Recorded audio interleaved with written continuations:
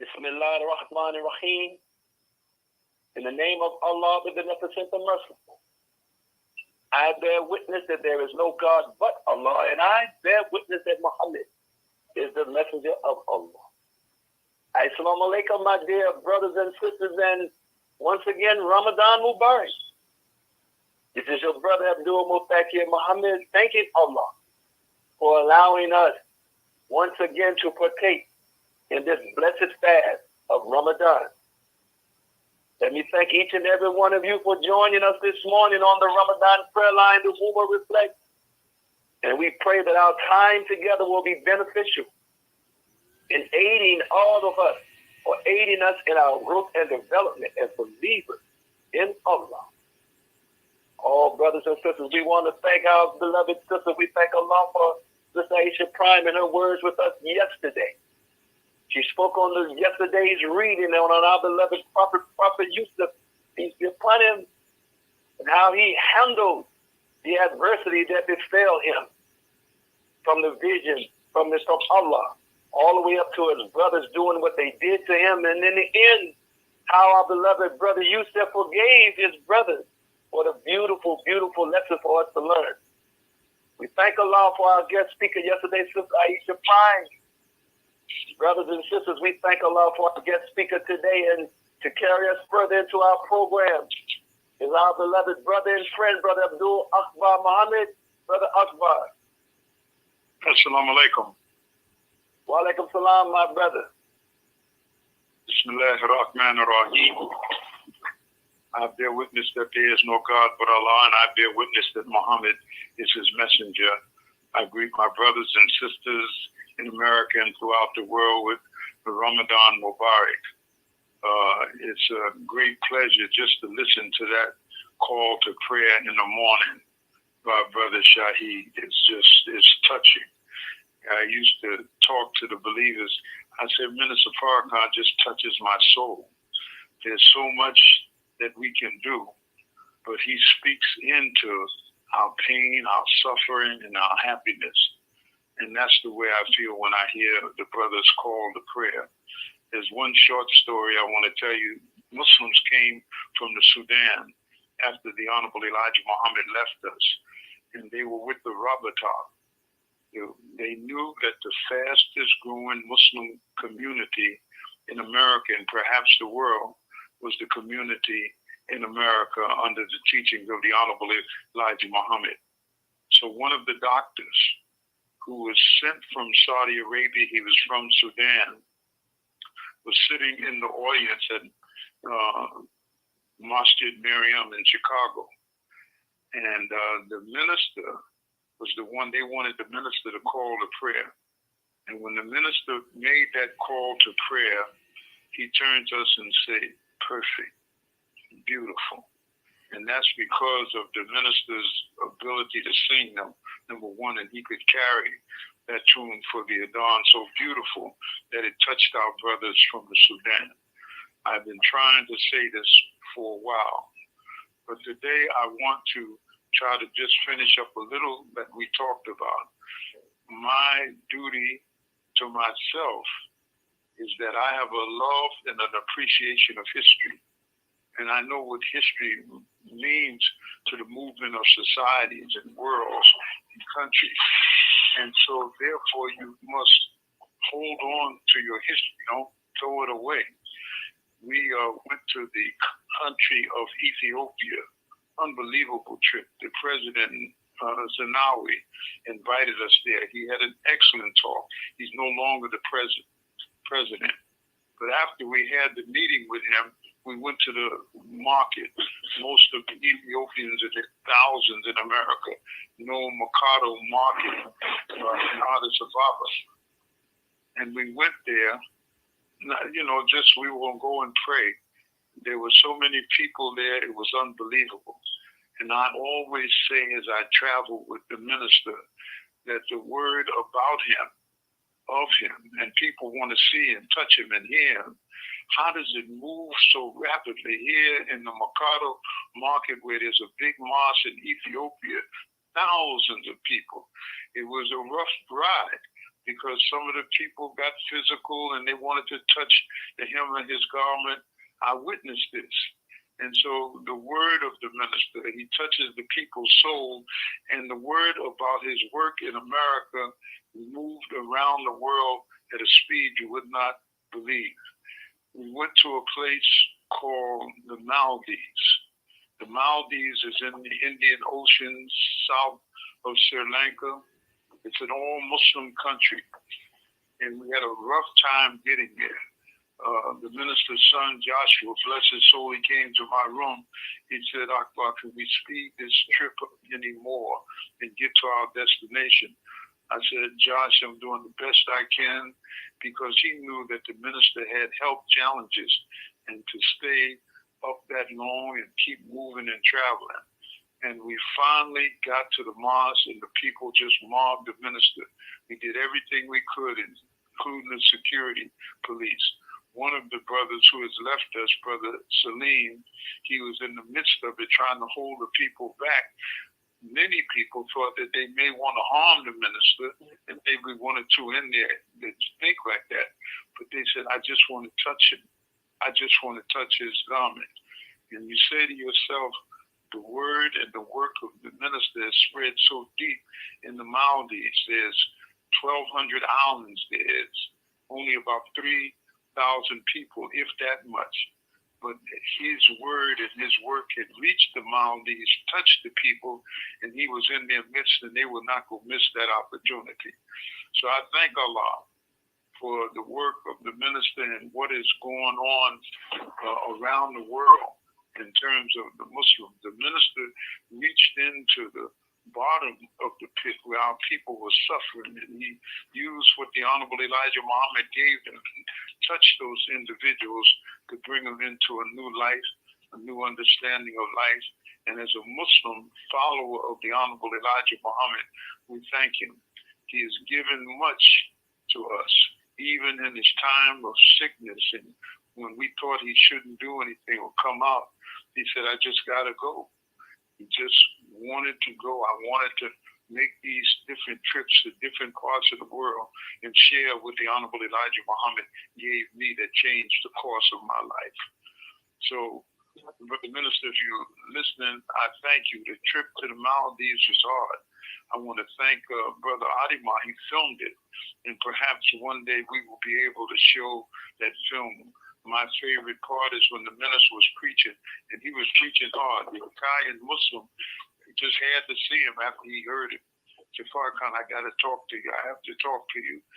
And the favorite part of mine is when the minister, he had his cane, and he was teaching. He was in the mosque, and he was using that cane. He was hitting the floor, making his point. It was touching, and so maybe, inshallah, we'll get a chance to see it. So I want to thank you to our staff there. You're doing a wonderful job. You handle all of the hiccups very well, and we're keeping the count on the people who are listening to this podcast around the world. May Allah bless us with a successful day of fasting during this month of Ramadan. Assalamu alaikum. Speaking of Allah's Rahim, in the name of Allah, the Beneficent and Merciful, I bear witness there's no God but Allah, and I bear witness Muhammad is his messenger. Assalamu alaikum. Thank you, Brother Akbar, for that. That was a really fascinating story. Our special guest this morning is comedian Preacher Moss, and you think, a comedian for Ramadan? But he is so much more than a comedian. He is a friend, he is a brother, and he has an amazing message for us this morning. Go ahead, Brother Preacher. Assalamu alaikum warahmatullahi wabarakatuh, everybody. My name is Preacher Moss, comedian extraordinaire. Let me say up front before I start this brief reflection, Ramadan Mubarak. I hope everybody's having a blessed and successful fast. My talk, our brief, is really to talk about the Jews 14, which I thought, as I read it and reread it and reread it, was an amazing dichotomy of understanding logic and belief. With two surahs, Al-Hijj and Al-Nahl, it's interesting that the premise is based upon the concept, or I would like to say the fundamental understanding of the believer versus the fundamental understanding of the disbeliever. And it's interesting because we begin to understand that prophetic tradition, the Quran, the Sunnah of the Prophet, has been built to directly address aspects of disbelief, communities of disbelief. Every prophet has had to deal with disbelief, or I like to say narrations away from the words and the promises of Allah subhanahu wa ta'ala. I also find it interesting that even in these times, we have processes of disinformation, of framing or molding belief in a different way or inappropriate way. So this Jews is actually pretty amazing when you begin to understand that this is the premise of life, of brothers and sisters. This is a byproduct of a competition, of a relationship that's been going on for a great amount of years, since the beginning of time. That Allah promises blessings, but He says that the blocking of the blessings in many regards is that we lend ourselves to disbelief. The ultimate disbeliever, of course, is Shaitan, but in Surah Hijj, they frame this as that there are levels to the disbelief. Shaitan, in my relationship with Shaitan, I thought one of the greatest quotes was given by a brother, Reginald Kitchen, who once said, quoted from the Quran, that Shaitan promises you everything and gives you nothing. He promises you everything and gives you nothing. But between everything and nothing, there is something that's fundamentally important that we overlook. That disbelief, or the practice of disbelief, requires time. I find that people who are versed and entrenched in disbelief are disrespecters of time. They don't understand the concept of time because disbelief does not allow for that. And so it makes it a predatory relationship that they have to have a relationship with the believer, because the believer is always ensconced with the idea of time. We have a time to pray. We have a time to fast, whether it be physical cycles. We have aspects of time. We have a calendar. And Allah promises us that time is not going to last forever. Think about that. That the believer understands the higher quotient of time. And this is not a didactic presentation by no means. What I'm saying is that time belies logic. Time belies logic. And why is that important? Because in Surah Nahl, it's interesting that Allah presents all the ideas. It's called the Surah of the Blessings. He presents all of the blessings that are in the presence of the disbeliever. All of the blessings. He tells you about the sunrise and the sunset.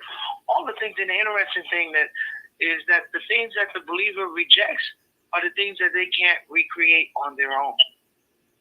Thus, it's a blind logic that they follow. And it's sincerely, immorally, ethically, socially, and culturally a waste of time. So if there is something that should be said for the believer, is to take time and make a hard study of the disbeliever.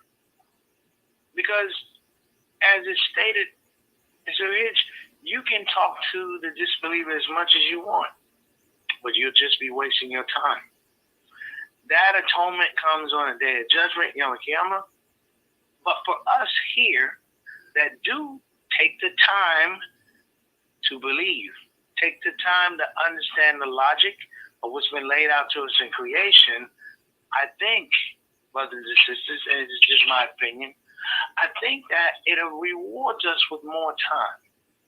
And when I say rewards us more time, of course we know our time is written in the book.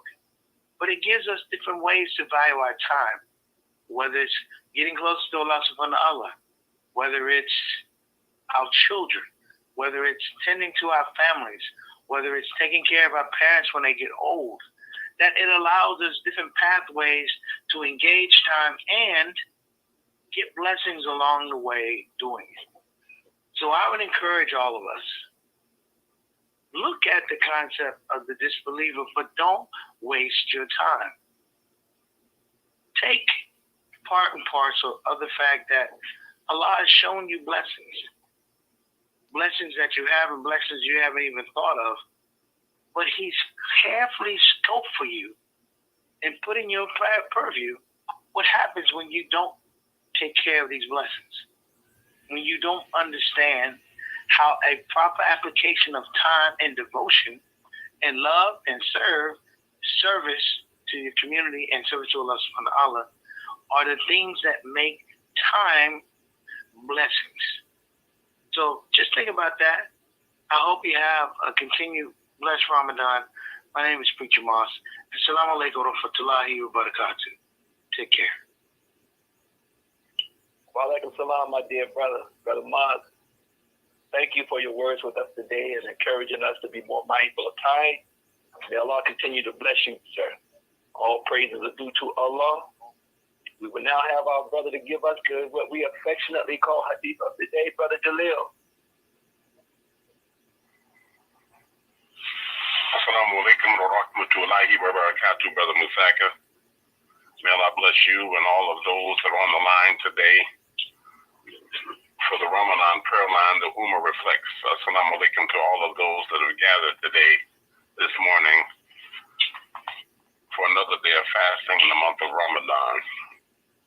Bismillahirrahmanirrahim. Alhamdulillah, we praise Allah and we thank Allah. And we seek Allah's help from the evil of our bad deeds and the consequences of those bad deeds. And we seek Allah's forgiveness. For in truth, He's the best of those that forgives. He's Al-Ghafar, the forgiver. Whomever Allah guides, no one can misguide that person. He's safe, he's sound, he's secure. Whomever Allah leaves wandering aimlessly, no one can guide that person aright. They give open, clear, unapologetic testimony that there is nothing worthy of worship but Allah. God all by Himself, He has no partner. And I bear witness that Muhammad ibn Abdullah is His servant and messenger, sallallahu alayhi wa sallam. The best book, dear brothers and sisters, the most truthful words is the book of Allah. And the best guidance comes from the Rasulullah, alayhi salatu wasalam. Every made-up thing, the religions are going astray, and every going astray leads to the hellfire. May Allah protect us. I mean, dear brothers and sisters, we thank Allah for Preacher Moss. He spoke with us this morning about the juxtaposition between the believer and the disbeliever, and the striking contrast between those two sets of people. And brothers and sisters, that's a weighty subject that all of us need to look into, because the disbeliever and the believer are two separate entities with two separate agendas. Allah says in His book that the month of Ramadan is a month in which the Quran has been revealed. Why was it revealed, Allah? He answers that by saying, it's revealed because it was a guidance to all of mankind. To all of mankind. Not just to people below the Mason-Dixie line.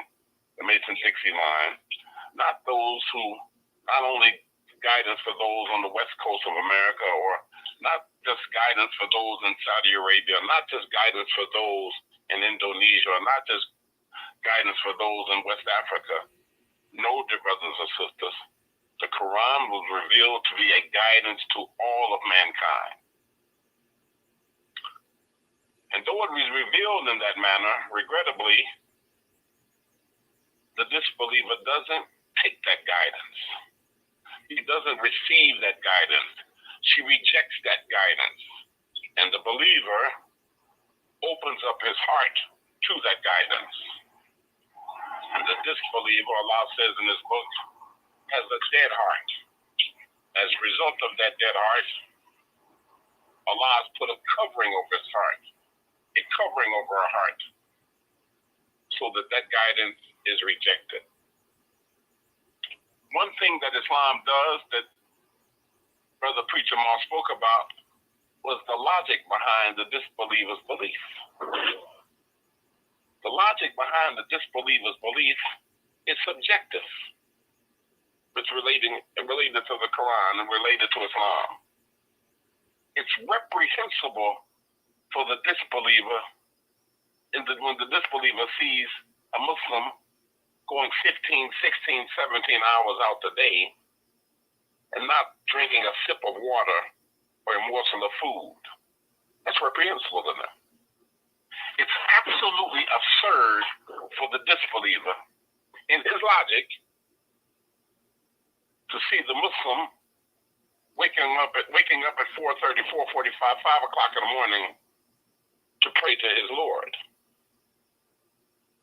That's reprehensible. That's absurd to them.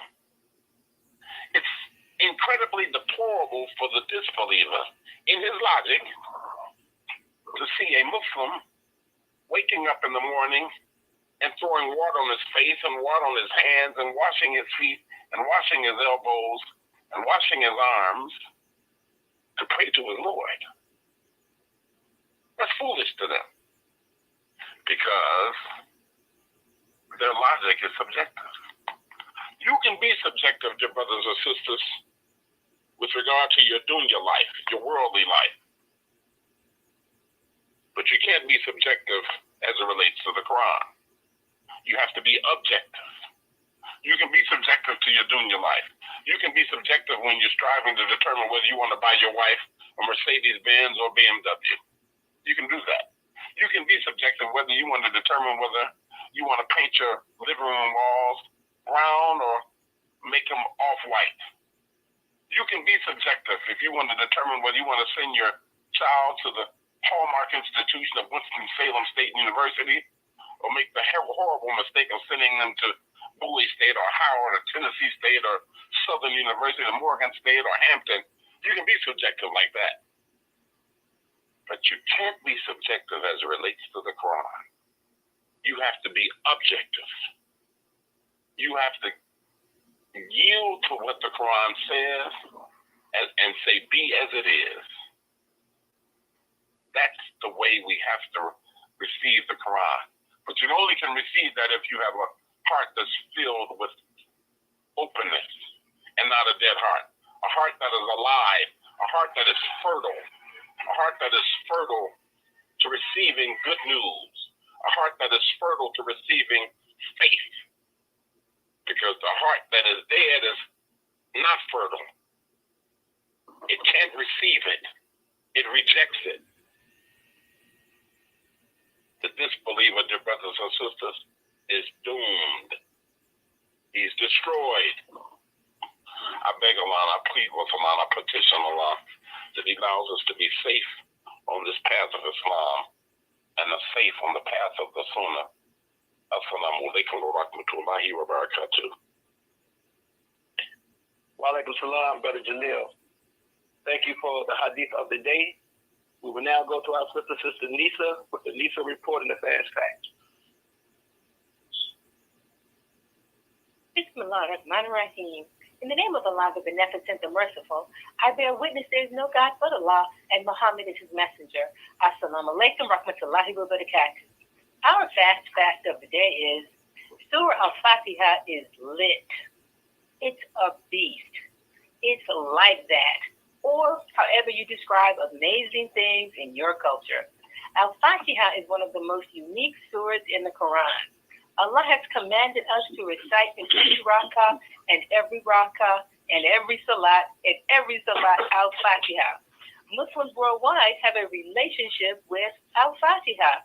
Even those who don't pray regularly, they even have a relationship with Surah Al-Fatiha. Well, what does Al-Fatiha mean? It is translated as the opening, but it also means the way out. Imagine your latest dilemma. Next time, consider Al-Fatiha the way out, the opening. Al-Fatiha is the beginning of the Quran. Scholars have said the rest of the surahs in the Quran serve as commentary to the opening. Al-Fatiha starts by praising Allah. Bismillah ar-Rahman ar-Rahim. In the name of Allah, the Beneficent and Merciful. Then it tells us to worship Him and Him alone. That includes obeying His messenger, and it concludes with us asking Allah to guide us along the straight path. Al-Fatiha combines internal knowledge and external commands. Allah tells us to say, Iyyaka na'budu wa iyyaka nasta'in. And it means, Thee alone do we serve, and Thee alone do we beseech for Thine aid. Our worship is external. It's what we do. Seeking help is internal. That's our heart connecting with Allah. Have you ever wondered how many times or how often Al-Fatiha is recited? On any given day, in any given month of the year, hundreds of millions of Muslims making salat are saying, guess what? Al-Fatiha. On average, a praying Muslim says Al-Fatiha at least 17 times a day, on average. Islam is mathematics, and that adds up to 6,205 times a year. If just 50% of the Muslim world is praying this verse, it is being said over 20 billion times per day on average. Let me repeat that. If just 50% of the Muslim world is praying this verse, it is being said over 20 billion times per day on average. Those numbers go up during Ramadan when we tend to pray even more. This is estimated to be over 7 trillion times per year, and that's just in 1 year. Can you imagine how many times Al-Fatiha has been recited since the Quran was revealed? It's mind-boggling. Or how many times you have said Al-Fatiha, or how many times I have said Al-Fatiha, or how many times will Al-Fatiha be said from now until the Day of Judgment? No creed, no declaration, no poem, no chant, no hymn in any language or any religion even comes close to the amount of times Al-Fatiha has and will be recited. So, dear Muslims, let's reconsider Al-Fatiha. We seek Allah's help in performing the worship we say in Al-Fatiha. Our fast fact of the day is Al-Fatiha is lit. Thank you for listening. I leave you as I came in peace in our Arabic original language. Assalamu alaikum, rahmatullahi wa barakatuh. Wa alaikum salam, Sister Nisa. Thank you for the Nisa report and the fast fact. All right, brothers and sisters, our reading for today. We're on day 14. It starts with chapter 15, verse 2, through chapter 16, verse 128. Surah 15, ayat 2, through Surah 16, ayat 128. Once again, we'll ask our brother, will he bless us with closing us with prayer, Brother Shaheed? Assalamu alaikum. Let us close with prayer. قل أعوذ بالله من الشيطان الرجيم بسم الله الرحمن الرحيم الحمد لله رب العالمين الرحمن الرحيم مالك يوم الدين إياك نعبد وإياك نستعين اهدنا الصراط المستقيم صراط الذين أنعمت عليهم غير المغضوب عليهم ولا الضالين بسم الله الرحمن الرحيم قل أعوذ برب الناس مالك الناس إله الناس من شر الوسواس الخناس الذي يوسوس في صدور الناس من الجنة والناس آمين.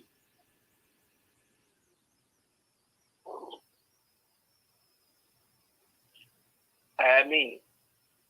Brothers and sisters, as we close our program, we want to thank our special guest, on behalf of our special guest this morning, our beloved brother, our brother Preacher Mars. Thank you for your encouraging words with us today, dear brother. On behalf of the Honorable Minister Louis Farrakhan and his family, we thank Allah for you, dear minister, and all that you do and your family. On behalf of the Executive Council of the Nation of Islam and their families, and we thank Allah for each and every one of you and all that you do in aiding the Honorable Minister Louis Farrakhan and spreading this mighty word of Islam. On behalf of the ministers and imams who spread this word of Islam and their families, we thank Allah for you and all that you all are doing. On behalf of my co-hosts, Brother Akbar, Sister Nisa, Brother Jalil, Brother Shaheed, and on behalf of each and every one of you that come on the lines with us, we thank Allah for each and every one of you. Let me leave you as I came to you with the greeting words of peace. Inshallah, we'll be talking again tomorrow. Assalamu alaikum. Subhanallah, walhamdulillah, wa la ilaha illallah, wallahu akbar.